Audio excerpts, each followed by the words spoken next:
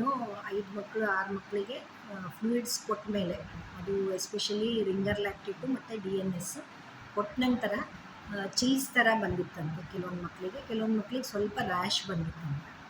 So ಆ ಮಕ್ಕಳಿಗೆ mild ಆ್ಯಂಟಿ allergic ಕೊಟ್ಟ ಮೇಲೆ ಎಲ್ಲರೂ ಉತ್ತಮ ಆರಾಮಾಗಿದ್ದಾರೆ, ಏನೂ ಪ್ರಾಬ್ಲಮ್ ಆಗಿಲ್ಲ, ಡಿಸ್ಚಾರ್ಜ್ ಆಗಿ ಕೂಡ ಹೋಗಿದ್ದಾರೆ.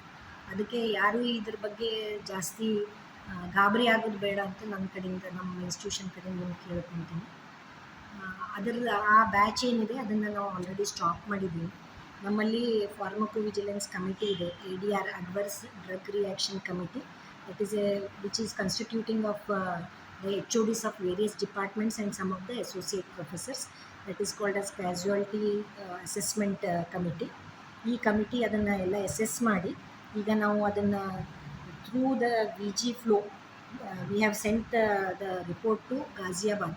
That is a pharmacovigilance committee, Central Pharmacovigilance Committee, ಗಾಜಿಯಾಬಾದ್ಗೆ ಆನ್ಲೈನ್ ರಿಪೋರ್ಟಿಂಗ್ ಕೂಡ ಮಾಡಿದ್ದೀವಿ. ಆಮೇಲೆ ಆ ಬ್ಯಾಚ್ದೇನು IV ಫ್ಲೂಯಿಡ್ಸ್ ಇದ್ದಾವೆ ಅದನ್ನು ತೊಗೊಂಡು ನಾವಿಲ್ಲಿ ಟೆಸ್ಟಿಗೆ ಕೂಡ ತೊಗೊಂಡಿದ್ದೀವಿ. ಅದನ್ನು ಮೈಕ್ರೋಬಯಾಲಜಿ ಲ್ಯಾಬಿಗೆ ಕೊಟ್ಟು ಅದು ಅಲ್ಲಿ ಏನಾದರೂ ಗ್ರೋತ್ ಬರುತ್ತೆ, ಏನೋ ಕಂಟ್ಯಾಮಿನೇಷನ್ ಇದೆ ಅಂತ ಅದನ್ನು ನೋಡ್ತಾ ಇದ್ದಾರೆ. ಮತ್ತು ಡ್ರಗ್ ಕಂಟ್ರೋಲ್ ಇದಕ್ಕೂ ಕಳಿಸ್ಕೊಟ್ಟಿದ್ದೀನಿ. ಸೊ ಅದೇನಾದರೂ ರಿಯಾಕ್ಷನ್ ಏನಾದರೂ ಕಾರಣ ಮೇಡಮ್? ಉತ್ತರ ಕರ್ನಾಟಕ ನ್ಯೂಸ್, ಇದು ಕನ್ನಡದ ಉಸಿರು.